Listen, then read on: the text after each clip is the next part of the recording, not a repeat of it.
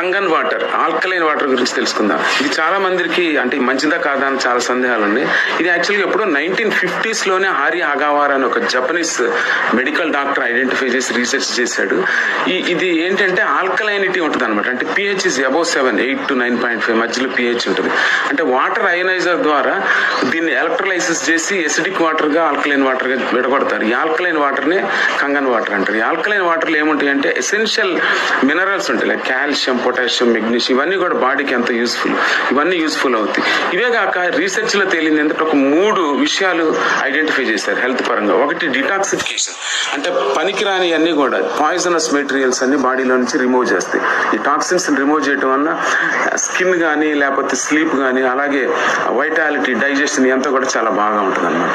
Next weight loss కూడా ఉపయోగపడుతుంది. Wait లాస్కి ఎలా ఉపయోగపడుతుంది అంటే ఇది ఎసిడిటీ లెవెల్స్ ని, బాడీని ఎసిడిటీ లెవెల్స్ ని తగ్గిస్తుంది కాబట్టి మెటబాలిజం పెరుగుతుంది.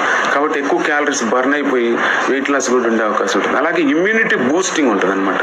అంటే ఇమ్యూనిటీని బూస్ట్ చేయడం వల్ల, because of alkalinity, immunity Boost అవడం వల్ల చాలా ఇన్ఫెక్షన్స్ ని మనం ప్రివెంట్ చేయొచ్చు, బ్యాక్టీరియల్, వైరల్, అలాగే క్యాన్సర్స్ ని కూడా ప్రివెంట్ చేసే అవకాశం చాలా ఎక్కువగా ఉంటుంది. కాబట్టి this alkaline water is good. అంటే రీసెర్చ్ ఇంకా